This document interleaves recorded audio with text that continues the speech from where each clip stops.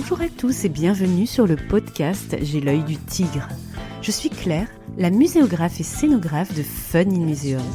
Mon métier, c'est d'aider les musées, les équipements touristiques et tous les professionnels du patrimoine à trouver des solutions pour booster, rendre waouh l'expérience de leurs visiteurs. Chaque semaine, je vous donne les stratégies, les astuces et surtout de la bonne humeur pour réinventer avec moi le monde des musées, les rendre plus fun et vraiment accessibles à tous.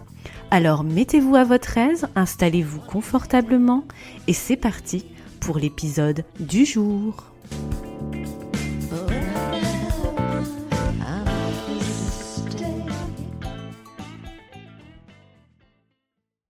Bonjour et bienvenue dans cet épisode 100 du podcast J'ai l'œil du tigre, un numéro exceptionnel, épisode exceptionnel pour fêter ensemble la longévité de cette expérimentation professionnelle et personnelle commencée en décembre 2021 en toute humilité.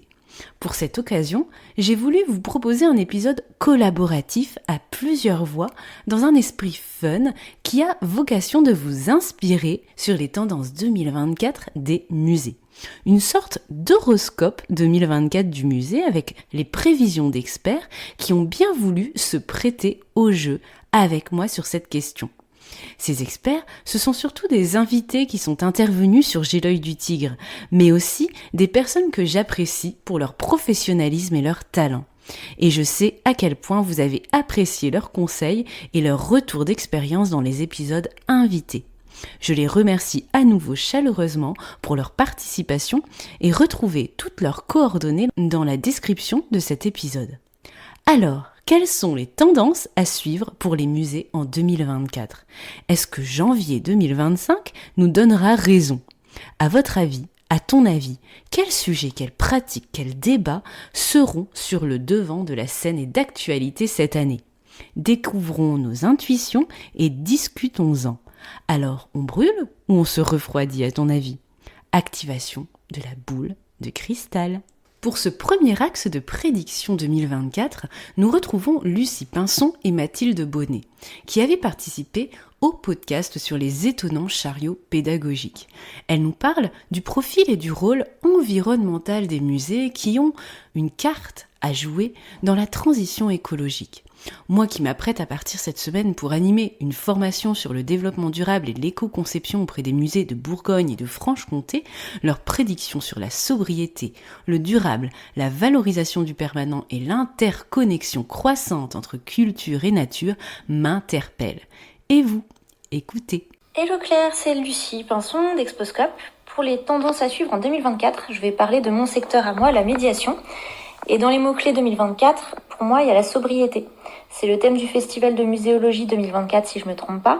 On parle de sobriété d'un point de vue écologique. Souvent dans les musées, on connaît la sobriété économique. C'est déjà là, on n'a pas vraiment le choix.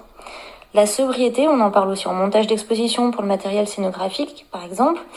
Mais les médiateurs se reconnaîtront aussi dans ce besoin de ralentir. On travaille trop souvent dans des projets entre des visites guidées qui s'enchaînent, dans l'urgence. Et pour moi, être sobre, c'est faire plutôt de la sobriété un atout plutôt qu'une contrainte. C'est en faire moins mais mieux, c'est gagner du temps, du recul pour penser des dispositifs de plus longue durée. Par exemple, des dispositifs ludiques qu'on pourrait penser créer pour une exposition temporaire. Si on prend le temps de penser plus loin, on peut aussi peut-être les imaginer, les réutiliser pour des parcours permanents, pour quelque chose de plus pérenne. De la sobriété, découle aussi des nouvelles manières de penser la médiation. Donc voilà, je parlais du temps plus long. Et réinvestir, moi ce qui me plairait beaucoup en 2024, ce serait réinvestir les parcours permanents. Moins aller vers la course aux expositions temporaires. Et sur Exposcope, on a vu déjà de nombreuses refontes bien pensées pour des musées assez divers, qu'il s'agisse du parcours permanent du musée Carnavalet, du musée d'Histoire de Lyon, du musée Bourdelle. D'ici quelques temps, il y aura aussi le musée des Augustins à Toulouse. Donc maintenant, à qui le tour ? Et mon défi pour 2024 est si on prenait un peu plus de temps pour explorer ce qui est permanent. Hello! Mon œil du tigre, ou devrais-je dire mon œil de chèvre, puisque j'ai récemment appris qu'elles avaient une très bonne vue. Donc mon œil de chèvre me dit que cette année 2024 sera l'année du lien entre la nature et la culture. Si je devais choisir un seul mot pour la tendance dans les musées et lieux culturels, ça serait interconnexion. Explorer et mettre en avant les connexions entre les humains, entre nous, mais aussi avec l'environnement. 2024 sera l'année clé pour moi afin de repenser notre relation au vivant, inclure notre rapport à l'environnement au cœur des expositions et de nos démarches. Nous avons, et plus encore maintenant, en tant que lieu de culture, un rôle de vecteur de changement autour des enjeux de la transition écologique et c'est cette année que ça se passe. Le deuxième axe de prédiction pour le musée en 2024 par nos experts, c'est la médiation sensible. Les musées s'orienteraient encore davantage vers l'expérience au musée, plus intime, plus émotionnelle, plus corporelle, plus sensible, plus personnelle.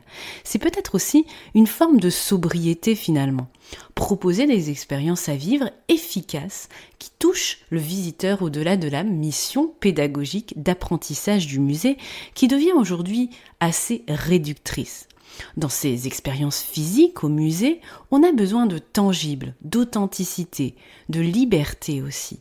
On veut prendre possession du musée en tant que visiteur. Méditation, médiation analogique, gamification, accessibilité, inclusion, intégration des tout-petits. En 2024, le musée laisse de la place au cœur, au corps et à l'esprit des publics qui vivent et font le musée leur musée. On écoute dans l'ordre Marjane Abadi, Anne-Sophie Marchal, Cécilia Beauclerc, Clara Leroux, Stéphanie Biguet et Anne Van Rappenbus. Chère Claire, quelle délicieuse et sympathique invitation de participer aux prédictions à Œil du Tigre, qui est un de mes podcasts préférés. Je t'en remercie. Par rapport aux prédictions 2024, je pense qu'il y aura de plus en plus de corporalité, d'intégration, des émotions dans les visites. Cet engagement corporel, émotionnel et sensible vis-à-vis des œuvres va permettre aux personnes de s'approprier les œuvres d'art et de s'intéresser encore plus à ce qui est leur histoire, parce que chaque personne aura développé une histoire personnelle avec l'œuvre d'art à travers son corps, sa sensibilité, ses émotions. Évidemment, c'est en lien avec Mindful Art, mais pas que. Je sens vraiment que tout l'environnement, l'écosystème muséal va dans ce sens. Le discours top-down laisse de plus en plus de la place à la liberté pour que les personnes puissent avoir leur propre relation avec une œuvre. Et je trouve que ça ouvre un champ de liberté et ça invite à la découverte de façon joyeuse et de façon, je dirais, ludique pour rester dans la thématique de Fun in Museum. Je souhaite à tous et à toutes une très belle année 2024 et bonne continuation à Fun in Museum. Bonjour, je suis Anne-Sophie Marchal, responsable de la médiation culturelle au château de Chillon en Suisse et aussi co-directrice de La Lucarne, une structure de médiation culturelle basée en Suisse et en France. Ma prédiction pour 2024 dans le secteur muséal et patrimonial, en tout cas en ce qui concerne la médiation culturelle, est que je pense qu'on va revenir de plus en plus vers des outils analogiques, donc peut-être moins numériques, plus axés sur les thématiques sensibles, donc à la fois sensorielles mais aussi émotionnelles, parce que on a déjà vu cette tendance arriver en 2023 et même avant. De plus en plus de musées, de sites patrimoniaux se lancent dans cette démarche, ce que je trouve tout à fait louable, c'est-à-dire à un moment donné revenir par l'expérience de visite, par le corps et par les émotions, et non plus simplement par l'aspect didactique, ni par les outils numériques à tout va. Alors, il se trouve que je suis très sensible aussi aux outils numériques en médiation, donc j'ai vraiment rien contre. Mais je pense que les visiteurs et les visiteuses ont une appétence vraiment plus particulière pour les outils tangibles qu'on peut toucher. Et puis que les médiateurs et médiatrices aussi sont de plus en plus sensibilisés à ça. Pour se former à ces thématiques de médiation sensible, on voit qu'il y a de plus en plus de formations, de stages qui existent en France, en Suisse, en Belgique et ailleurs, afin de donner des clés pour pouvoir faire un travail professionnel tout de suite. Il y a vraiment des personnes qui se sont lancées dans ces démarches il y a déjà plusieurs années et qui font des retours vraiment très qualitatifs et qui nous permettent d'avoir des grandes directions à prendre avec des outils pratiques et de très bons conseils et qui nous permettent ainsi de gagner un temps fou. Excellent début d'année à tous et à bientôt. Bonjour Claire, c'est Cécilia Beauclerc, serious game designer et formatrice chez Ludica Studio. Je reviens tout juste de Paris où je me suis rendue au salon Muséum Connexion. Lors de ce salon, j'ai pu assister à la conférence qui avait pour thème « Médiation sensible pour une expérience émotionnelle des musées et des sites patrimoniaux ». Cette intervention, menée par Lucia Hert, Kathleen Bouquet, Isabelle Burkhalter, Anne-Sophie Grassin, Anne-Sophie Marchal et Charlotte Slark, m'a inspirée. Elle était enrichissante et elle me fait dire qu'en 2024, la médiation sensible va se trouver au cœur de bien des histoires de musées. La médiation sensible doit répondre à l'émotionnel, au sensoriel, au corporel ou à l'imaginaire. Et quoi de mieux pour proposer une expérience sensorielle que d'utiliser la ludification. En effet, qui n'a pas ressenti des émotions devant les cartes du Dixit? Qui n'a pas éprouvé des sensations en jouant au loto des odeurs ou à Team 3? Qui n'a pas utilisé son corps dans tous les sens pour une partie de Twister? Ou encore, qui ne s'est pas projeté comme chevalier bravant les dragons dans une partie de JDR de Donjons et Dragons? Je crois que la médiation sensible et la gamification ont beaucoup à s'apporter pour l'année 2024. Le jeu est à mettre entre toutes les mains. Voilà pour mon horoscope de 2024. J'espère que tu partageras mon avis. Hello Claire, c'est Clara, donc l'une des cultiveuses pour l'œil du tigre. Niveau tendance de cette année dans les musées, je dirais pas vraiment qu'il y a une tendance à suivre, mais je dirais en tout cas qu'il y a une nette amélioration pour ce qui est du public enfant. Nous, chez les cultiveuses, on aime beaucoup concevoir et animer de la médiation pour le jeune public. Alors, on aime toucher un petit peu à tous les publics parce que c'est ce qui nous épanouit le plus et qui rend notre métier, enfin qui donne du sens à notre métier, dirons-nous. Mais le jeune public, on y est assez attaché. Et moi, dernièrement, je dirais moi parce que du coup, je parlerai plus de ce que j'ai eu l'occasion de voir dans le Nord, Manon étant plus dans le Sud.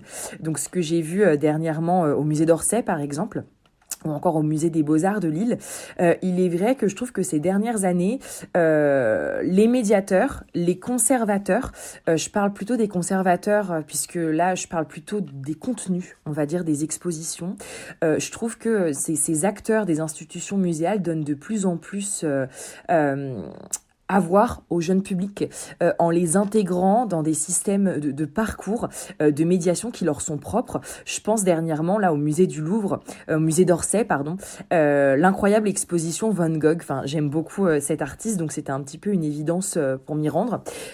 Et il est vrai que le musée d'Orsay fait beaucoup d'efforts à ce niveau-là, ce qui n'était pas le cas, hein, j'ai l'impression, il y a encore un certain temps, où on va trouver des cartels ou du moins des explications à hauteur d'enfant déjà, ce qui peut paraître, c'est pas du tout véritablement une idée de génie, c'est du bon sens, mais finalement c'est pas ce qu'on voyait toujours dans les institutions muséales, avec des explications plutôt simples qui vont permettre à l'enfant tout simplement de comprendre l'œuvre, que ce soit ce qu'elle représente, les couleurs, les émotions que ces œuvres transmettent à l'enfant, et puis avec avec, j'ai l'impression, des petits jeux aussi qui vont permettre aux enfants de bien observer les œuvres. Je trouve ça vraiment très très sympa. Également un espace de médiation qui a été mis à disposition du public lors de cette expo.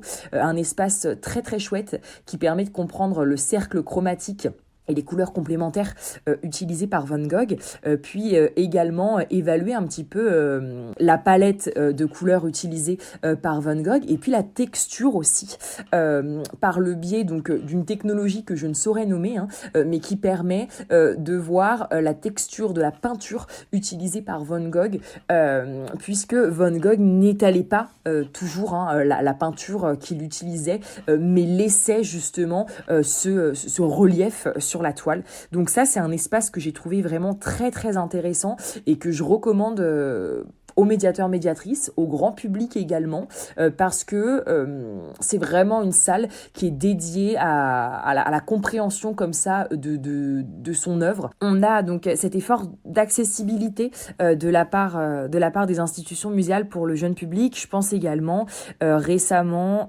à une exposition qui a eu au musée des Beaux-Arts de Lille. Donc le musée des Beaux-Arts de Lille a un espace dédié véritablement au jeune public, ce qui n'empêche pas les grands également de participer. Et donc la dernière fois que je me suis rendue à Lille, il y avait dans ce fameux espace des copies, enfin des facsimiles, des reproductions d'œuvres, donc de statues, et les familles étaient invitées donc par binôme ou trinôme, peu importe. L'un d'entre eux se bandait les yeux, l'autre le faisait progresser dans la salle, et l'idée c'était de découvrir les œuvres uniquement par le toucher. Donc de les décrire à son duo, d'imaginer ce qui se cache derrière, la représentation, bien comprendre les formes, le mouvement du sculpteur, mais aussi la position de la statue, puisqu'il s'agissait en fait de corps féminins et masculins particulièrement.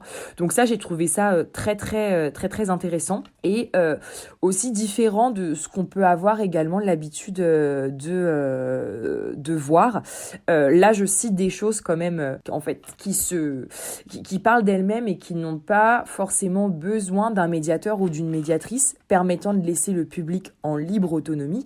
Et moi je m'y retrouve beaucoup puisque je suis médiatrice de formation, donc évidemment je vais animer auprès du public, mais il m'arrive aussi de réaliser des contenus qui sont faits pour l'autonomie du public. Donc c'est vrai qu'on se retrouve vraiment là-dedans. Et puis mais ça c'est pas une nouvelle, et ça tu en as également déjà parlé dans tes épisodes, comme sûrement tout ce que je viens de citer, mais il y a aussi bien évidemment la fameuse mallette pédagogique. Très récemment, j'étais au Rijksmuseum à Amsterdam, que je prononce très mal et j'en suis désolée. Et on avait un médiateur comme ça qui déambulait avec... Alors là, on était sur un public famille, mais quand même de jeunes enfants. Et ce médiateur avait avec lui un espèce de sac de peintre, me semble-t-il. Je me rappelle plus bien exactement, mais en tout cas, de ce dont je me souviens, il sortait des outils de ce petit sac, des papiers, des feuilles, des stylos, des crayons, pour, dans chaque salle, faire une animation différente autour des œuvres qui étaient exposées. Donc je me souviens que pour certains tableaux, eh bien, il sortait vraiment toute la mallette du peintre, enfin tous les outils dont il a besoin pour bien montrer aux enfants finalement comment, ce que c'est être un peintre. Et puis dans une autre salle, il sortait papier et crayon pour que les enfants fassent des croquis. Alors j'imagine de sujets qu'il donnait, parce que j'ai pas bien écouté et je t'avoue que ne parlais pas français. Du coup voilà, mais encore une fois, on a l'impression comme ça, c'est pas non plus ce genre de médiation, c'est pas inventer la poudre. Alors quand je dis ça, on a l'impression que c'est très négatif, mais je le dis au sens, ce sont des pratiques toutes simples qu'on peut mettre en place très facilement, auxquelles finalement toutes les institutions muséales ne pensent pas, parce que parfois médiation, on voit un petit peu ce mot comme peut-être quelque chose de complexe à mettre en place, et finalement on se rend compte que non, et puis que ça ne fait que faciliter l'accès à ces institutions pour les publics, puisque aujourd'hui du coup un jeune enfant va pouvoir progresser dans les mêmes galeries et les mêmes expos du musée d'Orsay que n'importe quelle personne qui, pourquoi pas, serait un petit peu spécialiste du sujet. Coucou Claire, c'est Stéphanie de Des Pinceaux et des Rêves. Dans mon horoscope muséal de 2024, je mettrai une recrudescence des offres à destination de la toute petite enfance, c'est-à-dire les enfants de moins de 3 ans. Premièrement, on a depuis 2019 cette politique interministérielle en faveur de l'éveil artistique et culturel des jeunes enfants. D'autre part, il y a un intérêt qui est grandissant sur le sujet, même si évidemment des actions sur le terrain existent depuis bien plus longtemps que ça. Ces dernières années, on a vu se multiplier les ressources, par exemple le livre Les bébés au musée, sous la direction de Sylvie Reyna en 2022. On a aussi des podcasts, entre autres la série Les bébés au musée de Pouce, des articles, des vidéos. Bref, l'existence de tout ça montre un intérêt, mais aussi qu'il y a de plus en plus d'outils accessibles pour les médiatrices. Il y a aussi des formations professionnelles à destination des équipes de musée, ce qui montre un enjeu d'accueillir les bébés, mais surtout de bien les accueillir. Et on voit aussi fleurir de plus en plus d'initiatives de musées autour de ce jeune public. Donc, pour 2024, moi je pense que l'intérêt va continuer à croître et surtout qu'on verra de plus en plus de propositions de qualité. Bonjour Claire, bonjour chers auditeurs. Tout d'abord, merci pour cette invitation à l'occasion du 100e épisode du podcast J'ai l'œil du tigre. Et si en 2024, les musées se penchaient encore davantage sur l'accessibilité de leurs espaces ? Je suis Anne, illustratrice spécialisée dans le patrimoine, et j'accompagne depuis 5 ans les professionnels du monde culturel, mais pas que, dans la valorisation de leurs monuments. Quand je travaille avec des musées ou des offices de tourisme, il est vrai qu'il s'agit principalement de décliner l'illustration de la façade du monument sur une gamme de produits en boutique. Alors, pourquoi je te parle d'accessibilité ? Parce que j'ai récemment réfléchi à des déclinaisons plus originales de mes illustrations, et il m'est venu l'idée, l'envie même, de réaliser une maquette sensorielle en relief d'une façade d'un château, en travaillant bien sûr avec un prestataire spécialisé. Pour les lieux culturels, cela leur permettrait de proposer aux personnes malvoyantes de découvrir par le toucher la richesse de nos façades et de notre patrimoine. On peut imaginer des maquettes de détail d'ailleurs, pour expliquer les différents ornements. Cela pourrait être un outil également utilisé lors d'ateliers pour le grand public. Je pense aussi qu'en 2024, l'expérience doit prendre le dessus. Les visiteurs ont envie de se sentir privilégiés de visiter nos monuments et nos musées. Alors créons, innovons, inventons de nouveaux événements, de nouveaux modèles pour que le patrimoine et nos espaces muséaux deviennent des lieux de vie que les visiteurs ont hâte d'arpenter au quotidien. Le troisième axe de prédiction a pour sujet la communication digitale des musées. Raphaël Guillaume et Amélie Benchalal prédisent et encouragent les musées à proposer des contenus plus diversifiés, humains et incarnés, en particulier sur les réseaux sociaux. On parle même métaverse, autrement dit monde virtuel, et jeux vidéo. Bonjour Claire et bonjour à tous les auditeurs de J'ai l'œil du tigre. Et surtout Claire, avant toute chose, merci de nous donner la parole pour célébrer ce 100e épisode de J'ai l'œil du tigre. Je suis Raphaël Guillaume et tout comme lors de mon dernier passage sur ton podcast, je suis toujours chargée de communication pour l'association Musée en Centre-Val de Loire. Comme son nom l'indique, cette association a pour le but de valoriser les musées de la région Centre-Val de Loire. Alors, tout naturellement, pour ma prédiction musée 2024, je vais parler communication. Ma proposition n'a rien de révolutionnaire et pourtant elle fait encore défaut dans de nombreuses institutions. De quoi est-ce que je parle ? Eh bien, de ce que j'appelle l'immersion humaine. En 2024, il n'y a quasiment plus aucune structure qui ne dispose pas de réseaux sociaux. Et tant mieux, c'est un merveilleux moyen de tisser du lien avec de futurs visiteurs et de diffuser ses collections au plus grand nombre. Et pourtant, lorsque l'on scrolle, on manque, à mon sens, encore beaucoup trop de visages humains sur Instagram, Facebook, TikTok. Alors, ce que j'aimerais pour 2024, ce sont des vidéos Une journée dans la vie d'un conservateur, des médiateurs qui nous dévoilent les secrets des œuvres, des artistes qui nous racontent leur démarche, des visiteurs qui partagent leurs ressentis. Bref, je veux entendre les voix des musées et ce qui les rend vivants. Pour illustrer mon propos, je voudrais prendre comme exemple le conte d'un de nos pays voisins, direction l'Espagne, avec le conte dédié au patrimoine espagnol que vous retrouverez sous le pseudo Patrimonio Nacional, dont les dernières publications incluent quasiment systématiquement un regard humain sur les collections. Ce regard humain permet de capter directement l'attention des téléspectateurs et de démystifier ces lieux muséaux qui peuvent encore être parfois considérés comme des lieux élitistes. Alors les musées, challenge accepté, montrez vos visages et faites entendre votre voix.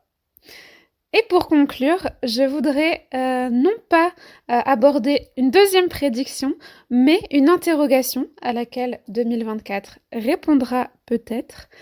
Comment les institutions muséales vont investir le dernier réseau social apparu sur nos écrans, Thread? Bonjour, je suis Amélie Menchalal, consultante en communication, créatrice de contenus digitaux et formatrice, spécialisée dans le domaine de la culture.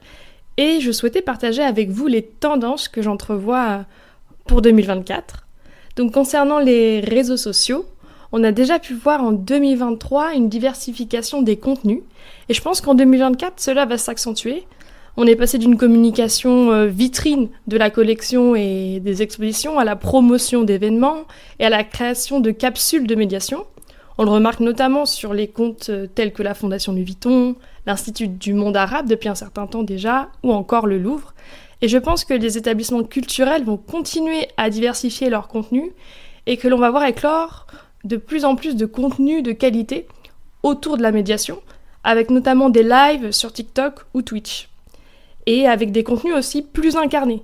Et j'espère incarnés non pas seulement grâce aux influenceurs, mais aussi grâce à des médiateurs qui travaillent directement pour les établissements. Ça demande bien sûr un plus grand investissement, mais je pense que c'est un des futurs possibles de la communication et de la médiation des établissements qui tend vers cette hybridation, à la fois de la médiation sur place, mais aussi de la médiation sur les médias, les canaux digitaux, et d'avoir aussi cette possibilité d'échange et de dialogue avec ce public digital qui est un autre public à capter. Et toujours dans cette optique d'aller toucher ce public digital, j'entrevois la possibilité pour les établissements culturels de se positionner dans le domaine du métaverse et des jeux vidéo. En 2023, il y a eu par exemple le Met qui a proposé une expérience dans Roblox, un jeu vidéo en ligne qui est très populaire chez les enfants et les adolescents. Mais je pense aussi au jeu vidéo Fortnite, où on a pu voir émerger plusieurs expériences comme la galerie COS, des répliques de monuments historiques, il y en a pas mal dans le jeu, ou encore plus récemment la création d'un musée sur l'Holocauste. Donc ces expériences représentent un certain coût bien sûr, et un investissement important, mais je pense que nous avons besoin de voir nos établissements culturels et notre patrimoine dans le monde virtuel de demain. Nous terminons cet horoscope 2024 des musées avec Jérôme Ramaker, expert en communication et marketing culturel. Pour ce 4e axe de prédiction, Jérôme ouvre le champ des possibles avec le choix du musée vers des collaborations inédites et même une démarche de faire exposition autrement pour reprendre son expression. De quoi envisager à nouveau le musée comme un lieu collaboratif et un terrain d'expression investi par toutes et tous. Bonjour Claire et félicitations pour ce 100e épisode. Quelle longévité, franchement, chapeau. Moi je me souviens encore quand je suis intervenu au numéro 38 je pense, c'était il y a quelques années, et donc je suis ravi de collaborer pour cette émission spéciale, les tendances 2024 pour les musées. Alors ma prédiction dans mon œil de tigre belge bruxellois, c'est une tendance qui s'éloigne peut-être un peu de la communication, mais pas tant que ça. J'ai appelé faire expo autrement. La tendance que je vois, ça va être une façon pour les musées de réorganiser par exemple leurs expositions permanentes selon certaines thématiques sociétales. On l'a vu avec le côté féministe, les artistes femmes par exemple. Ça peut être aussi lié au colonialisme. Donc une façon de représenter les expositions permanentes, les œuvres des collections, mais par un autre biais qu'une muséographie traditionnelle ou séculaire.